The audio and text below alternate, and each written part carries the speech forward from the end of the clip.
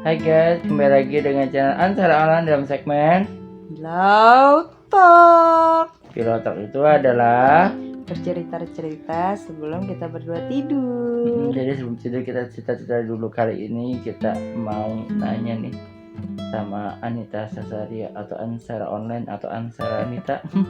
Kalau jadi penulis Ansara Anita, kalau dari buku programmer Anita Sasaria. Kalau nama brand YouTube-nya Ansara Online. Ya. Bingung ya? Jadi banyak. Yang penting Ansara lah, Anita Sasaria. Kamu pada saat milih jodoh yang membuat kamu yakin atau kamu percaya, itu gimana? Kan kadang kan kita nih kalau misalkan milih jodoh kayak bener gak sih orang ini, bener gak sih gitu kan ya. Gimana nih? Pertama, saat ngobrol merasa frekuensinya sama, emosinya sama, saling mendengarkan, saling bercerita.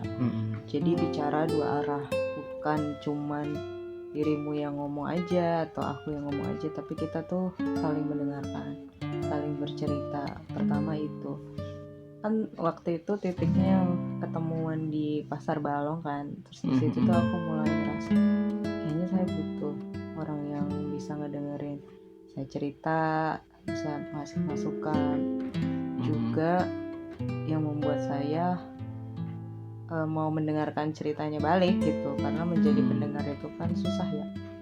Lebih senang menjadi pencerita daripada pendengar kalau tipe aku kan. Ketika ngobrol sama dirimu aku dapat dua-duanya. Aku bisa ngedengerin, aku juga bisa cerita. Satu itu kan kalau kamu kan katanya kan berarti bergantung dari kebutuhan kamu dulu apa ya. Jadi berarti bukan karena fisik dong? Bukan, aku tuh bukan tipe orang yang suka karena fisik gitu, enggak. Tapi lebih ke yang enak ngobrolnya, karena aku lahir dari kedua orang tua yang suka ngobrol. Mama, bapak aku tuh setiap hari akan membahas cerita-cerita hari ini ngapain aja, ketemu siapa, apa yang dirasain gitu. Jadi kalau aku dapat pasangan yang pendiam, gak bisa bicara dua arah, kan kebutuhan akunya gak aku dapat kan. Satu itu. Kedua ya tentu dari agama. Kesan pertama dapat dari bicaranya asik, nyambung, satu frekuensi. Seleksi kedua ya dia harus baik agamanya. Baik agamanya tuh kelihatan dari mana? Satu, sholat. Dua, memaafkan orang yang bersalah dan melupakan, gak dendaman. Kamu kan tipenya gitu. Kalau saya punya salah ya dirimu udah memaafkan dan melupakan gitu, dan ya udah biasa lagi. Karena kalau kita menikah dengan orang yang dendaman, selamanya kesalahan kita akan diungkit-ungkit terus. Manusia kan gak luput dari salah ya. Pasti akan diungkit-ungkit terus. Tapi dirimu tuh menurut aku agamanya baik secara ibadah fisik, sholat 5 waktu, dan ibadah hati, memaafkan, dirimu tulus membantu orang, terus mendengarkan kan juga jadi bagian yang susah untuk sebuah hubungan kan. Jarang orang yang mau benar-benar tulus mendengarkan. Terus juga nggak hitung-hitungan kalau menolong orang gitu. Setelah secara ngobrolnya nyambung, agamanya baik, ibadah fisiknya baik, ibadah hatinya baik, kemudian aku ngelihat dari background pekerjaan, motivasi, effort, aku ngelihat semua di dirimu tuh baik gitu. Pekerjaannya baik sebagai bapak guru. Kedua, kamu berjuang untuk mendapatkan apa yang dirimu inginkan gitu. Bukan cowok pemalas, bukan cowok yang gampang mundur, bukan cowok pesimistis, tapi dirimu adalah lelaki yang optimis. Karena buat aku penting orang berjuang mengejar cita-citanya. Dengan begitu dia percaya bahwa Tuhannya akan menolongnya dan punya kekuatan besar untuk mendapatkan apa yang dicita-citakannya gitu. Iya. Berarti interaksi dirimu dengan Allah tuh ibadah hatinya kuat gitu. Ada keterikatan hubungan yang baik. Buat aku orang-orang yang mengejar impian tuh adalah orang-orang yang yakin akan kebesaran Allah gitu. Yang penting berjuang aja dulu secara benar. Udah berapa tuh? Udah 3 ya. Bicaranya nyambung, ibadahnya baik, ibadah fisik, ibadah hati, terusnya bekerja keras, optimistis, sifat soft skill lainnya lah di situ. Keempat baru deh pertimbangan keluarga. Artinya keluarga tuh ya orang tuamu harus setuju dulu. Kalau orang tuamu nggak setuju, keluargamu nggak setuju, ya aku nggak akan melanjutkan itu gitu. Iya. Dan Ya, keluargaku juga harus setuju dulu. persetujuan keluarga juga perlu ya. Karena sangat itu ini banget ya, keramat banget. Kenapa? Nggak ada rumah tangga yang baik-baik aja ketika melanggar, memaksakan kehendak yang padahal orang tuanya Gak setuju. Ya lebih banyak case yang kita lihat ya mungkin ya. Karena pengalaman banyak orang di sekitar kita kan. Iya. Orang tuanya bilang jangan karena dia nggak baik, bla bla bla bla, tapi tetap memaksakan. Akhirnya ya ada banyak faktor ya, masalah keributan ya, entah keributan antara pribadi orangnya atau dengan keluarganya. Mungkin 2 orang ininya baik-baik aja, tapi hubungan antar menantu mertuanya jadi nggak baik, anak pada orang tuanya jadi nggak baik, nggak enak lah, nggak enak. Makanya itu ya aku sih waktu sama dirimu pasrah aja. Kalau orang tua nggak setuju ya aku juga nggak akan memaksakan. Terus gini, berarti kan kamu kan udah punya kayak semacam buku catatan kriteria lah, walaupun nggak tertulis juga kan? Nggak ada tertulis dong. Oh ditulis? Ditulis. Oh kriteria maunya apa gini. Kan namanya manusia kan nggak sempurna ya. Pasti dari beberapa kriteria itu kan ada yang nggak ada nih, ada yang ada yang nggak ada. Nah kan kita susah nih nyari sosok yang sempurna, Mbak. Ya sempurna menurut kita ya, berdasarkan dari kriteria tersebut.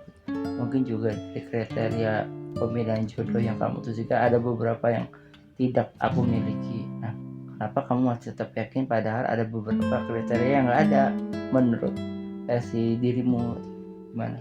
Aku menulis kriteria jodoh yang sesuai kebutuhan emosiku tuh di tahun 2015.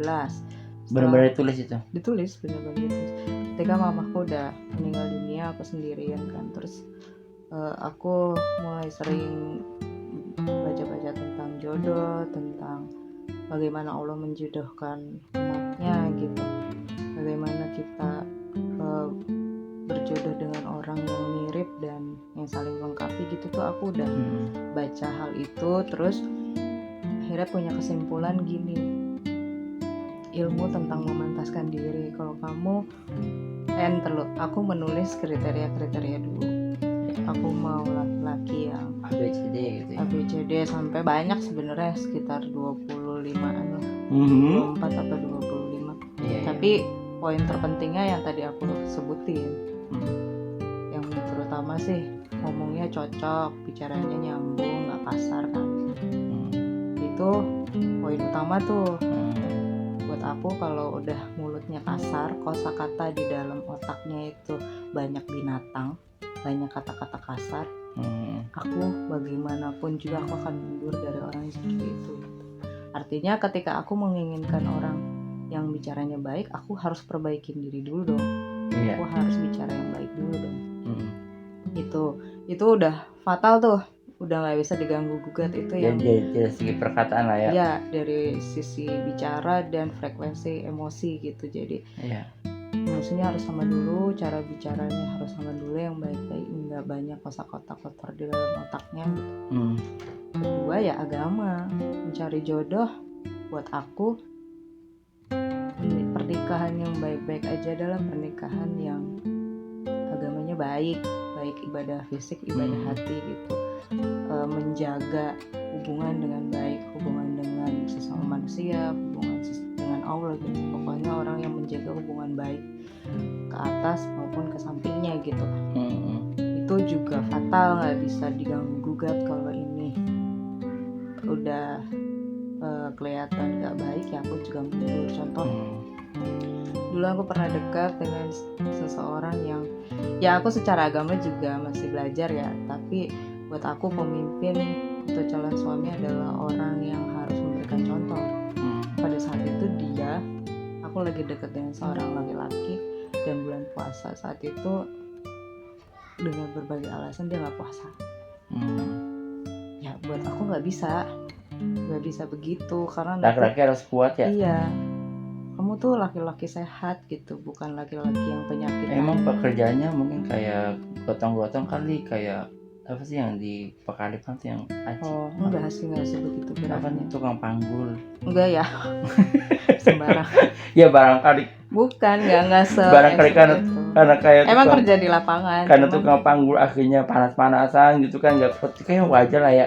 Atau yang kalau nggak puasa karena pekerjaannya memang berat banget kan, ada kan ya kayak kulit bangunan kan berat banget ya, cuma nggak mungkin juga kamu milih kulit bangunan. Enggak ya. Berarti dalam case ini kenapa kamu mengatakan bahwa ya nggak bagus karena nggak puasa, mungkin jadi pekerjaannya seharusnya masih sanggup gitu ya. Matematika aku, logika aku lah, matematika hitungan aku tuh harusnya dengan tubuh seperti itu, dengan pekerjaan begitu tuh ya nggak sampai ninggalin puasa gitu. Iya. Kasarnya ibu hamil aja ada yang kuat puasa dengan membawa beban bayi gitu di dalam. Itu kan berarti kan tergantung hati dan imannya kan. Betul. Artinya ketika lo nggak bisa kuat dengan cobaan puasa, ya nanti rumah tangga tuh akan lebih besar lagi ujiannya gitu. Iya. Kalau dia nggak bisa tahan banting untuk puasa 1 hari, ya gimana ya? 5 waktu, ya gimana tahan banting pada saat berumah tangga? Sedangkan rumah tangga kan ujiannya kan ya lumayan lah ya. Dan aku cukup sadar diri aku bukan orang yang baik amat gitu, tapi aku orang yang berusaha menuju baik. Ya ayo kita berjuang bersama gitu, sama-sama belajar itu. Dari emosi, dari frekuensi ngobrol, dari agama, itu penting tuh, 2 itu udah nggak bisa diganggu gugat itu, udah nggak bisa diganggu gugat. Dan yang nggak bisa diganggu gugat lagi adalah bagaimana interaksimu dengan keluarga. Balik lagi itu poin agama sih. Iya. Ya, kalau karena agama tuh luas ya. Kalau ya katanya bahkan menurut agama juga kan, menurut Allah juga kan, carilah jodoh yang baik agamanya gitu kan ya. Ya artinya yang memang itu udah benar-benar, karena kalau orang yang ngerti agama ngerti tuh menjalani. Kalau hanya fisik dan ibadah hatinya hanya sekedar tahu sih ya percuma aja gitu. Tapi kalau misalkan mengerti, menjalani, ya pasti akan hidupnya akan baik-baik aja. Insya Allah.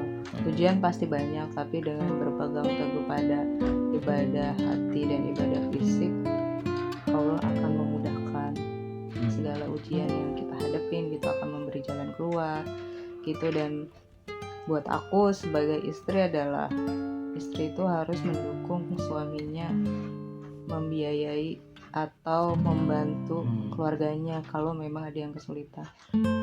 Kalau kamu sendiri egois terhadap keluarga, kamu kesenangan sendiri, iya apapun latar belakangnya itu nggak baik gitu.